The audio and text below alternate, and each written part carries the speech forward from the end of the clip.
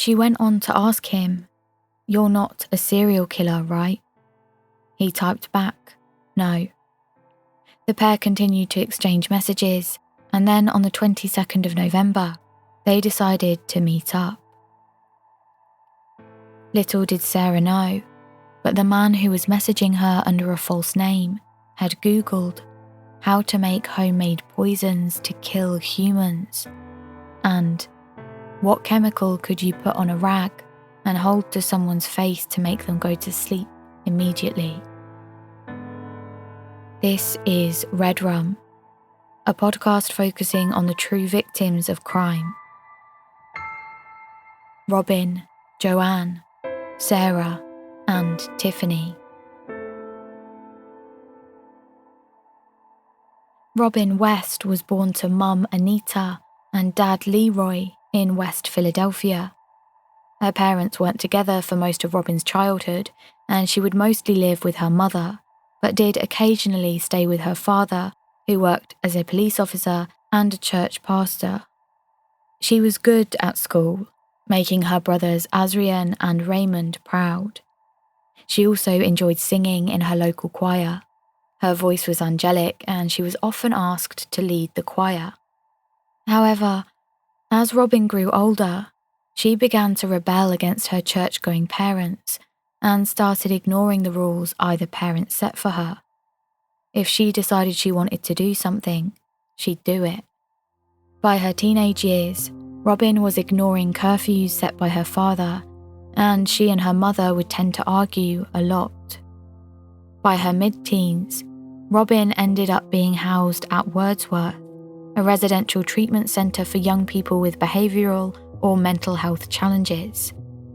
Set just across the Schuylkill River near West Park, Robin was hoping this facility would be an opportunity for real help and support.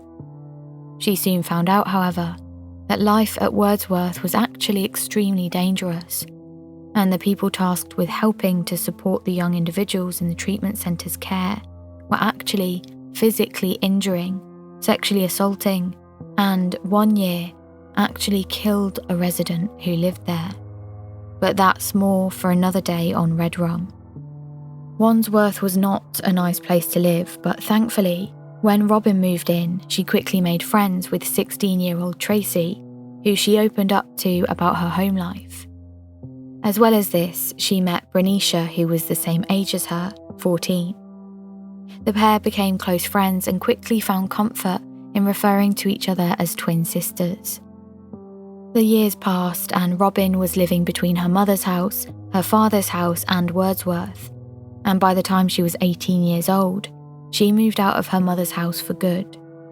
She would often spend days or weeks at a time not making contact with her family or friends, and of course, they found this tricky. They would, however, be able to gain some information from her Facebook page. Robin was constantly updating her status and photos, often wearing different, more expressive clothes when she was feeling positive, and dressing in darker clothes, dyeing her hair black when she was feeling down. During this time, Robin would need to earn money somehow, and it wasn't long before she gained a job working as an exotic dancer at a number of clubs in West Philadelphia. Robin also began doing sex work, where she would use the internet to find clients. She knew how dangerous this could be, and she asked Bernicia, who also started doing this, if they could pair up in order to keep each other safe. They would always know where each other was and would often meet clients at hotels rather than in more discreet places. By the time Robin was 19 years old, she was well aware of the workings of the sex industry, and she and Bernicia were confident with their safety protocols. Just a week before Robin's 20th birthday, Bernicia asked if Robin wanted to go on a trip to New Jersey. The pair planned to stay at a motor lodge around a 40-minute drive west of Manhattan. The hotel describes itself as, quote, "Garden State Motor Lodge puts the best of Union at your fingertips, making your stay both relaxing and enjoyable." But the TripAdvisor reviews would disagree. Quote, "I worked at this place as a housekeeper, and from what I know, it's very nasty. They don't clean with water sometimes. They don't change the sheets or comforters. Also, they have a huge bed bug problem. I advise everyone planning on looking for a stay to find another spot. It's unclear if the trip Bernicia planned had been intended as a work trip, but I found a review that suggests the hotel was known as being a place for sex work. Quote, "It's a hotel for intimate encounters only. I have to wonder how, even if you're from out of state, that people don't know that this motel is for intimate encounters only. They have hourly room rates. How would you figure any place with hourly rates would be a place for a family or an overnight stay? They serve the purpose that they are designed for, intimate encounters. That's why the TV has porn on it. Duh." Either way, by the 31st of August, Bernicia and Robin decided to make their way to a street in Newark, known for street sex work. Robin was wearing a lacy black top and black shorts, with sparkly sandals and a red hat to complete the look. Robin was only here temporarily. She planned to head home after her 20th birthday and go back to school so she could get her GED and work on her mental health challenges. Her 20th birthday was a big one. It marked a significant change for her, and she'd already picked out her white bodycon dress, ready for the big day that marked the start of her journey to build a better life for herself. It was a little after 11 p.m. as the pair were waiting on the side of the street when a silver sedan pulled up and the driver rolled down the window. He pointed to Robin, indicating that he wanted to take her away. Robin got into the car, saying goodbye to Bernicia, who went on quickly to take out her phone and type the number plate down as the car drove away. That was the last time Bernicia saw Robin, and although Robin didn't know it, she would never see her 20th birthday. After Robin left with the man in the car, very little is known as to what exactly happened next. We know from phone data gathered after Robin left Bernicia that she was taken to an abandoned house in the city of Orange. Robin and this unidentified man were there for around an hour before the man then left. Just over 20 minutes later, a member of the public who lived nearby looked out of their window to see black smoke and orange flames protruding from the house. They called the emergency services, and it wasn't long before they discovered the badly burned body of a female in her late teens. We also know that from the man's phone data, he actually left the scene of the crime only to return moments later to sit in his car and watch the blaze be tackled by firefighters from 5 different departments. It took 2 weeks before Robin was able to be identified through dental records, and due to the extensive fire that had burned her, Robin's cause of death couldn't be determined, although as I'll talk about a little bit later, it's likely that she was strangled. When Bernicia had reported Robin as missing, she gave officers the car's number plate. They looked it up and found that it belonged to a silver BMW, owned by a man called Khalil Wheeler Weaver. Officers from Union Township took Khalil for a drive and interviewed him about his interaction with Robin. He told officers that he had seen Robin, he had met her for sex, but he had dropped her off safe and alive not long after. Whatever she did after that, whoever else she met with, Khalil didn't know. And with that, the investigation halted. Meanwhile, the weeks passed and Robin's loved ones, her family and friends, continued to grieve the loss of their daughter, sister, and close friend. But life for everyone else seemed to continue. A little under a month after the murder, Joanne Brown and her friend Amina, along with a few others, decided to meet at a Popeyes restaurant near Springfield Avenue, just a 15-minute drive away from where Robin had been found dead. Joanne Brown was born in 1983 in Augusta, Maine. She was born into a family of 6 brothers and 1 sister, and by the age of 5, the family moved to Newark, about a 6-hour drive southwest of Maine. Growing up in a family of 5 boys and just 2 girls had its benefits, but it was challenging. Joanne made friends easily but tended to experience negative turns in her mood, and it wasn't long before she was diagnosed with bipolar disorder and schizophrenia. Some of the listed symptoms that can occur with bipolar disorder or schizophrenia include psychotic episodes, which may be hallucinations or delusions. These can include mania or depressions, disorganized thinking, meaning that a young person may struggle to concentrate on one idea or task at a time. Other symptoms include substance abuse, like alcohol or drugs. As we've discussed before on Red Rum, diagnosing young people with bipolar and schizophrenia is tricky because it oftentimes presents as anxiety disorders, substance misuse, personality disorders, or attention deficit hyperactivity disorder. Joanne, who was nicknamed Billy Joe by her brothers, attended West Side High School, just 3 miles away from the city of Orange. She discovered a love for fashion and hair while studying at West Side, and her best friend Amina said that although she struggled growing up, she was always able to laugh about it. She would share her problems with Amina, and the two would stay up talking for hours, making big plans for the future. By the time Joanne was just a teenager, she was using drugs, and it wasn't long before she began sex work in order to fund her habit. She gained a job as an exotic dancer, working regularly under the names London and Secret. Her many, many friends worried for her, and her best friend Amina asked her a number of times if she would stop. But it was all Joanne had known in terms of work, and the money allowed her to get by. However, Joanne had been working as a sex worker for around 10 years when she decided that she did want to look for some support. She moved into a new home inside a building run by a company called Project Live. The company is a non-profit that provides a number of supportive services to people who struggle with mental health issues, things like residential, rehab, and vocational support through Essex County in New Jersey. As part of this support program, Joanne had access to regular counselling sessions, but unfortunately, she struggled to keep attending the appointments, and her life began to spiral out of control. On that October afternoon in 2016, when Joanne and Amina had gone out for a quick bite, it was just after 1 p.m, and a man drove by the Popeyes restaurant looking for a sex worker.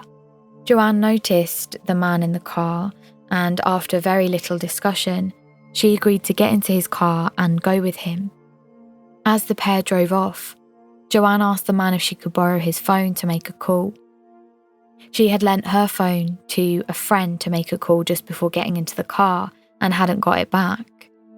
The man agreed, and Joanne dialed Amina's number at around 1:30 p.m. By the time she made this phone call, she and the man in the car had made their way to a house on Highland Avenue in Orange. The house was abandoned. It was desolate. But by this point, Joanne had hung up the phone and was making her way inside. The next hour and a half passed, and Amina waited for Joanne to return. And then, at a little after 3 p.m, her phone started ringing. It was an unknown number, but Amina knew Joanne had lent her phone out, so it could be her on someone else's phone. She answered, but the line was silent. She asked again if it was London, the name Joanne had been using whilst working, but again there was no answer. And then the line went dead.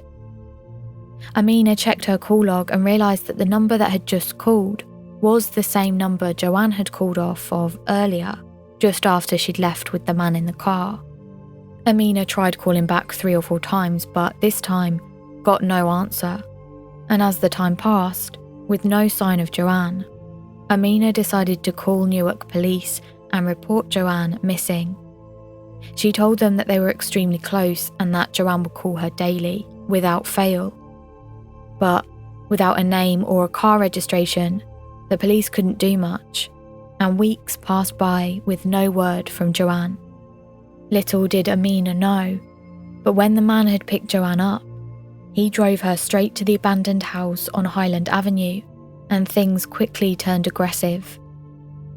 The man forced Joanne up to the landing of the house and told her to stay still. He then wrapped duct tape around her head and her face from her eyes down to her chin, and then tied her own jacket around her neck before strangling her to death.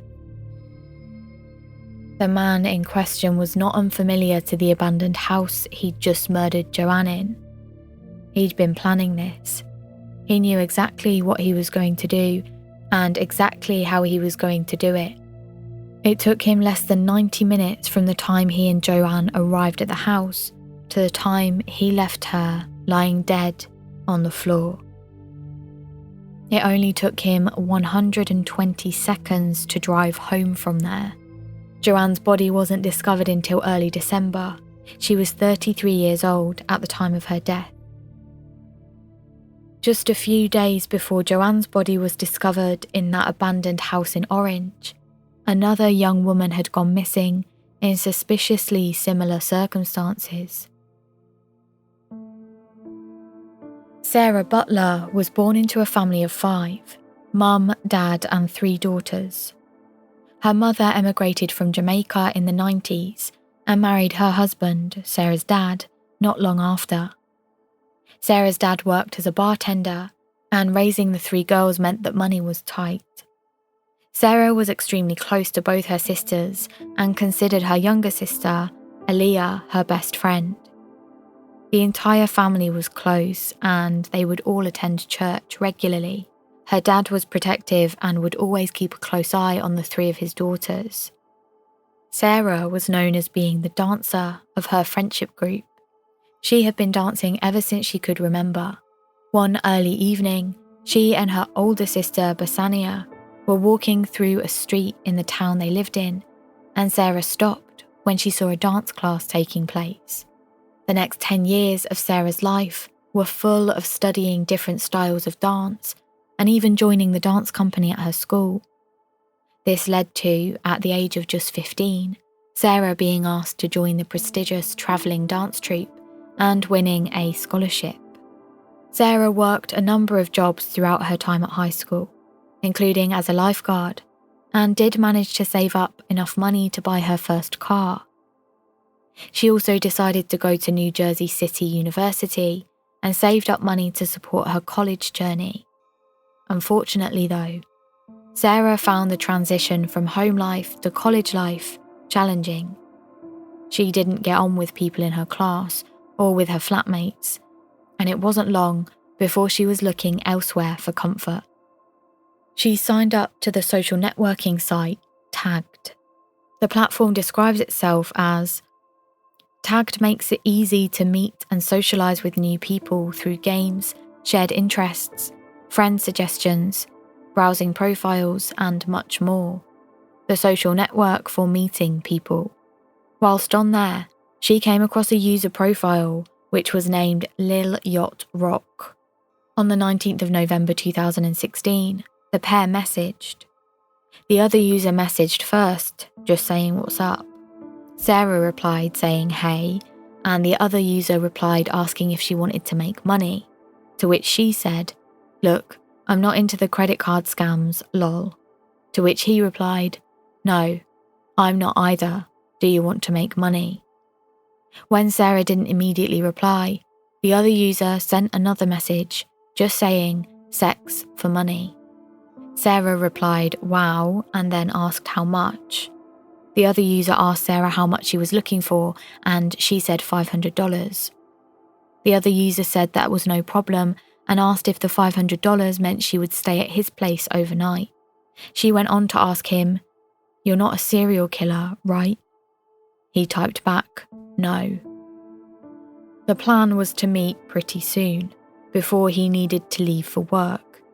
But after agreeing and psyching herself up to get ready, Sarah lost her nerve and stood him up. She did feel bad, and just 2 days later, messaged him again.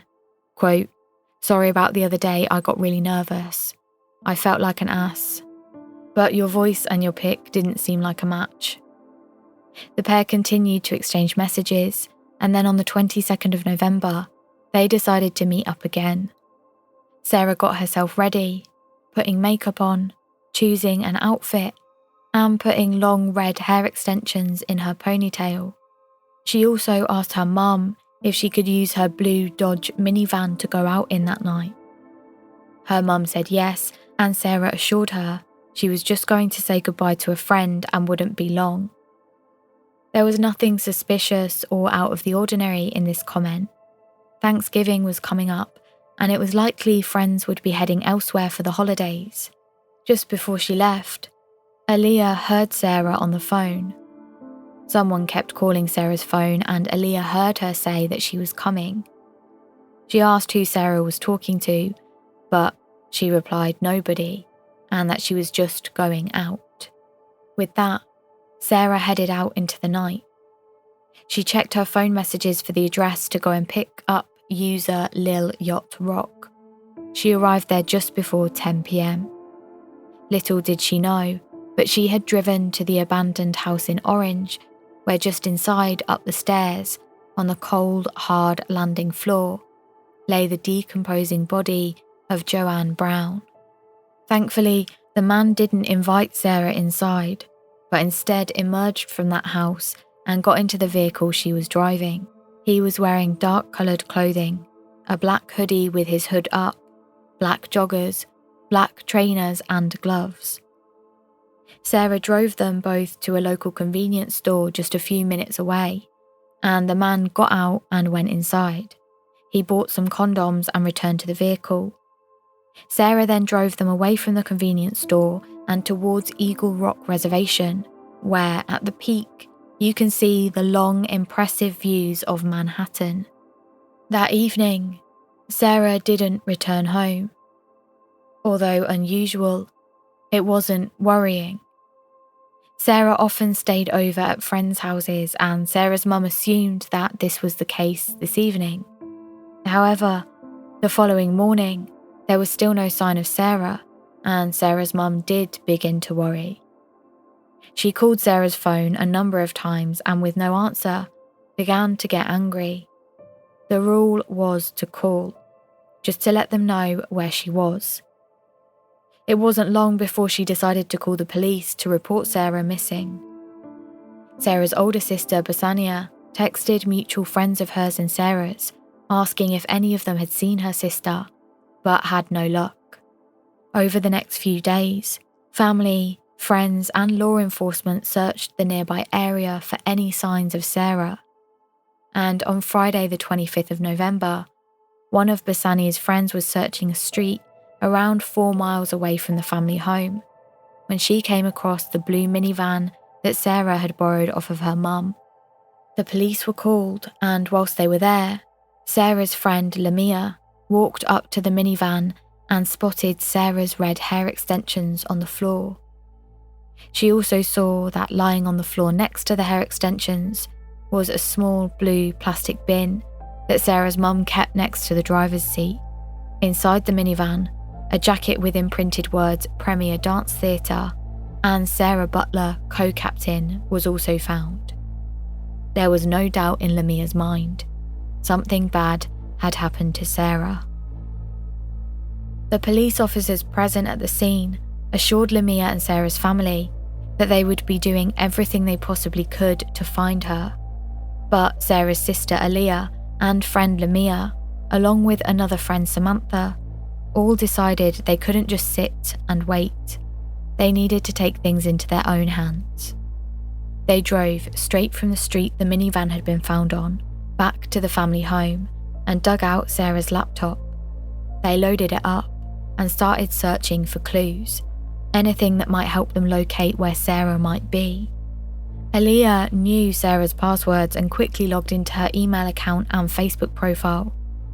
They didn't find anything immediately suspicious, so decided to look at other avenues. That's when they logged into her tagged profile and found that she'd been talking to a user called Lil Yacht Rock. They would have been able to see the messages between Sarah and this unknown user, and they would have been able to see that he was likely the last person to see her, and possibly that he knew where she was. In this situation, I don't think I would have the self-restraint to not lose it and fully accuse this person of having harmed my sister in some way. Sarah's sister and friends were much more able to see the bigger picture.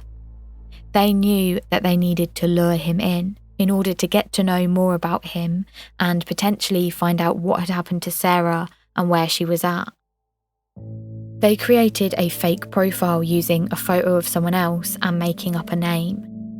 It wasn't long before they came across the user named Lil Yacht Rock. Samantha clicked to initiate conversations, and a conversation did follow. It soon came to the decision that they would meet up very soon, and the unknown user, Lil Yacht Rock, wanted to know the address to come to. He also introduced himself as Taj. He said he would pay for sex if she met him soon. Just then, a call came into the phone they were using. Samantha answered and put the loudspeaker on. It wasn't long before Taj asked Samantha to meet up. At first, she made an excuse, saying that she had to look after a baby at home, but would be able to leave once her sister arrived. She also told him she wanted to have sex, but was looking to get paid.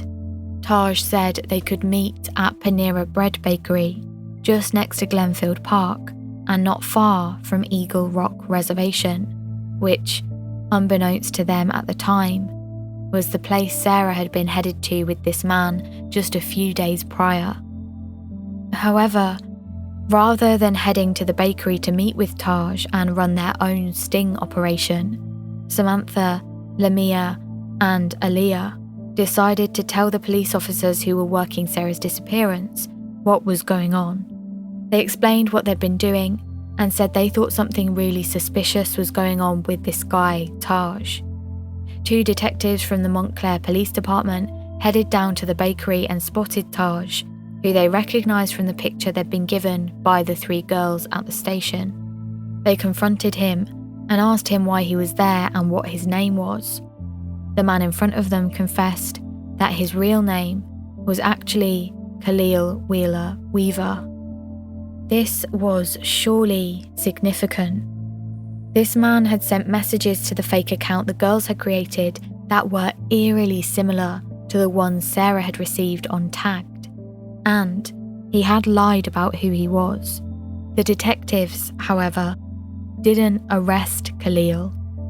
They didn't have any evidence of a crime. Sarah had been missing, but they didn't know where she was. It was out of character for her to not be in contact with her family, but she was 20 years old. She could be a runaway. Detectives couldn't hold Khalil, and so let him go. Just a few days later, Sarah's dad was out putting up missing posters and spreading the word. He was determined they would find his daughter. Later that day, however, the police arrived at Sarah's family home to show her dad photos of a body they had discovered in a wooded park about 3 miles from her home. The wooded park was the same area Sarah had been with the tagged user Lil Yacht Rock, or Khalil Wheeler Weaver. Detectives investigating Sarah's disappearance had identified Sarah's phone whereabouts from its last location ping. They had then gone to Eagle Rock Reservation and searched the area. It was on the 1st of December that they found her body, partially covered by twigs and leaves. She had been strangled to death. Sarah's family were certain Khalil was responsible for her death, given the evidence they had gathered, and they were worried that since the police had let him go with no charge, he may well get away with doing the same to someone else. Just a week before Sarah was murdered, another young woman who was just 30 minutes away in Elizabeth, New Jersey, was attacked under terrifyingly similar circumstances. Tiffany Taylor had grown up in Jersey City, living with her family in a Salem Lafayette public housing project. She witnessed a number of murders when she was just a teenager, including people she was close to. She also struggled to deal with seeing the constant violence, crime, and drugs that she was around. One afternoon, Tiffany's mother told her they were moving to Orlando, Florida. This was great news for Tiffany. She wanted to study music and psychology and would attend college in Orlando. Unfortunately though, Tiffany didn't end up completing her studies as she became pregnant and decided to head home to Roselle, New Jersey, to be a mother. During her time in New Jersey, money was tight and Tiffany turned to sex work to earn money. During this time, Tiffany met Khalil Wheeler Weaver. He was 13 years her junior, and he wanted to pursue something sexual. He admired her. He liked how grown up she was. He liked how she dressed, that she wore dreadlocks. Tiffany said he was too young, and he was sleeping with her friend, so she wasn't interested. The pair did, however, continue with a friendship. They would hang out at Khalil's house, where they would play video games. Alongside hanging out with Khalil, Tiffany had stopped doing sex work in the way she used to. By now, she had grown frustrated with the men she met treating her like an object, so she began offering them sex, but taking their money and leaving, essentially robbing them. In April of 2016, after many months of Khalil asking Tiffany to have sex with him, he finally got her to agree. He invited her round to the family home he had lived in since he was a child. He told her to come for 8 p.m. because he knew they'd be alone. When she arrived, he gave her $200. Tiffany realised she'd left something in her car and told him she'd be right back. She turned around, walked outside to her car, and drove away. Tiffany didn't have any contact with Khalil for a while after that, but around 6 months later, she got a few messages from an unknown number. The texts were trying to gain her trust. By this time, she had continued working at various places, including the Ritz Motel on Highway 1. She also fell pregnant with her second child, so began picking up more shifts. During this time, she continued to receive messages asking for sex, which Tiffany thought was odd as she didn't know who was on the other end of the phone. She changed her number, but the unknown person managed to get her number again and texted asking if they could meet for sex. Eventually, against her better judgment, Tiffany did agree to meet the man. She said they should meet at the Ritz Motel. At least that way, she would be in control of what happened. She did work there, after all. On Tuesday the 15th of November, the unknown man wanting sex arrived nearby the Ritz Motel. Tiffany saw him straight away. He was wearing a ski mask and generally looked dressed for the winter weather. He even assured her he was only wearing them because he was cold. She got into her friend's car. She said the pair could go off together, but she would be driving. Once they had travelled a short distance from the motel, the man asked Tiffany to pull over.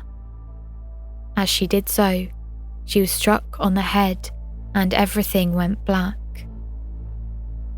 Tiffany woke up to the man on top of her, sexually assaulting her, whilst also strangling her. She then passed out and regained consciousness 3 more times, before the man then handcuffed her and wrapped her face tightly in duct tape. She immediately suspected she knew who the person assaulting her was, and her suspicions were confirmed when Khalil took off his ski mask and showed her his face. He obviously wasn't worried about being identified, and Tiffany knew this. She fought hard, but was restrained and couldn't do much physically to get herself out of the situation. But she had an idea. She cried out in pain, begging Khalil to loosen the handcuffs just a little. Surprisingly, he did. Tiffany then brought up the problem he would have if he killed her now.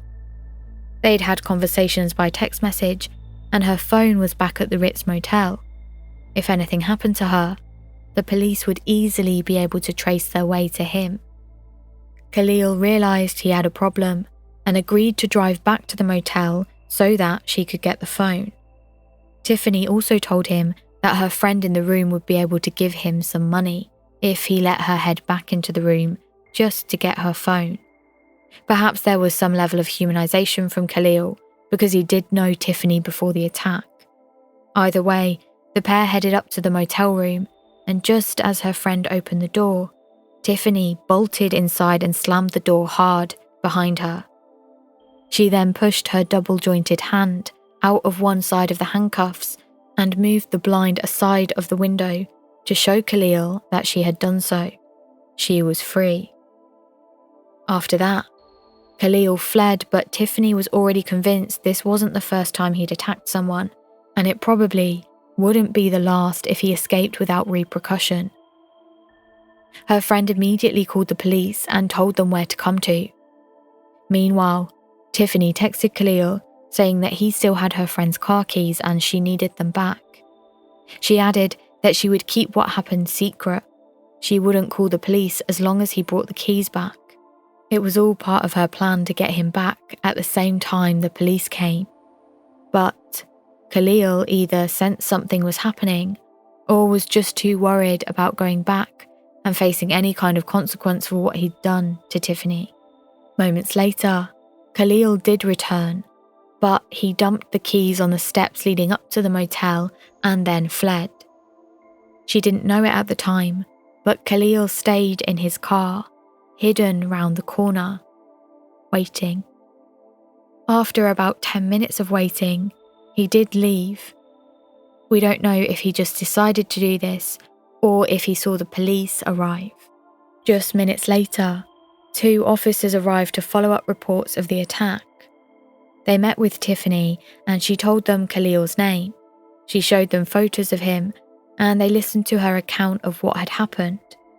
But as Tiffany stated in a later interview, they didn't believe her. They asked her what injuries she had and if she'd let him duct tape her. They didn't even remove the remaining handcuff for over an hour. This was all extremely worrying for Tiffany, because if the police didn't believe her, she was on her own, and Khalil knew where she lived, that she was pregnant, and that she had likely called the police on him. The investigation into Khalil did begin in early December, but it was actually due to Robin's friend Bernicia having taken down the license plate from Khalil's vehicle, as well as Joanne's friend Amina handing over the key phone information from when she had tried to return the call to Khalil, and from Sarah's sister Aaliyah and friends Samantha and Lamia, tipping the police off to Khalil's suspicious activity on Tagged, with Aaliyah actually recording the phone call that she had had with the man she thought was Taj. On the 6th of December 2016, Khalil Wheeler Weaver was arrested at his home in Orange and taken into custody on 11 criminal counts for murder, desecrating human remains, kidnapping, aggravated sexual assault, and aggravated arson. While searching his home address, detectives confiscated 3 mobile phones from Khalil's bedroom. 2 were on his bedside table, and 1 was hidden underneath his mattress. The case against Khalil progressed quickly, given the circumstantial evidence collected and compelling testimony presented by Tiffany. But there was a real issue in terms of physical evidence. Detectives hadn't found DNA evidence linking Khalil to the murders up to this point, and they suspected this was because he had worn gloves at the time and used condoms when he'd raped his victims. The detectives had managed to gain CCTV footage that showed a shadowy figure at the Ritz Motel on the night Tiffany was attacked. They were convinced this was Khalil and found the same person on different CCTV footage near the 7-Eleven store at the time that Sarah Butler's van had been spotted nearby on the night she disappeared. During the time of the murders, Khalil was not only interviewed in regards to Robin's murder, but was also interviewed again by different officers in Montclair when Sarah had gone missing, but again simply pointed out the area they had driven together and then assured the officers that was the last time he'd seen Sarah and she was alive. At the time of the murders, Khalil was also working as a security guard at a hotel and a grocery store, and he was focusing his efforts on becoming a police officer. His stepfather was a police detective, and his uncle was a police officer. He was keen to follow in their steps. Khalil's phone records led prosecutors to the truth about his intentions over the latter half of 2016. One thing he searched was police entrance exam practice test. This is yet another terrifying piece of the puzzle in this case. Khalil had his sights set on becoming a police officer. This feels even more terrifying given the fact that in the last 11 years in the UK alone, there have been 11 murders by police officers and over 90 charges for rape. In 2019, there were at least 2 cases every month involving police officers committing violent sexual offences against women or children. And that's just recorded, of course. Many incidents are never actually reported. In the year and a half between January 2018 and August 2020, 26 members of the Met Police Service were arrested for sexual offences. And of course, with the highly publicised murder of Sarah Everard by a Met police officer here in London just last year, the notion of yet another man interested in being in the police with the ultimate goal of overpowering and murdering women is extremely worrying. The sole survivor of Khalil's crimes, Tiffany Taylor, was not listened to properly by police. Tiffany is a woman of colour from a low-income background with a criminal record, and she has done sex work. She is more likely to become a victim of a crime and yet is most likely not to be listened to. There are many reasons as to why sex workers don't report crimes that happen to them. Research conducted in 2002 found that there is the belief amongst sex workers that assumes the police won't care about or believe their claims of victimisation, or that the police won't take their claims seriously, or that the justice system won't be effective in prosecuting the offender. Alongside this, rape myth attitudes that assume sex workers have given up their right to refuse sex are common towards sex workers, as found in a number of different studies in the late 90s and early thousands. These kind of attitudes and beliefs by the people who are paid to protect us means that criminals, rapists, and in this case a serial killer, was allowed to walk free and kill again. During the investigation into Khalil, detectives struggled to decipher information on his phone because they didn't know the password. They did eventually, however, manage to use a Zephyr machine, an instrument created by NASA that would allow them to gain the data without needing the password. With this, they were able to gain information from searches on the mobile phones they took from his home, including a Google search of, "If I erase all the contents and settings, will it track?" Khalil also searched, "How to make homemade poisons to kill humans," and "What chemical could you put on a rag and hold to someone's face to make them go to sleep immediately?" He searched Google for date rape drugs just 2 hours before he messaged Sarah Butler saying he would pay her for sex.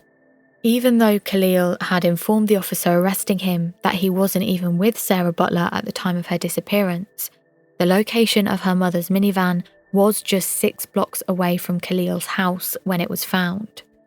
Detectives would also go on to gain data from Khalil's phone that gave absolute certainty as to where his phone, and therefore where he was, during the time of the murders of Robin West, Joanne Brown, Sarah Butler, and the attempted murder of Tiffany Taylor.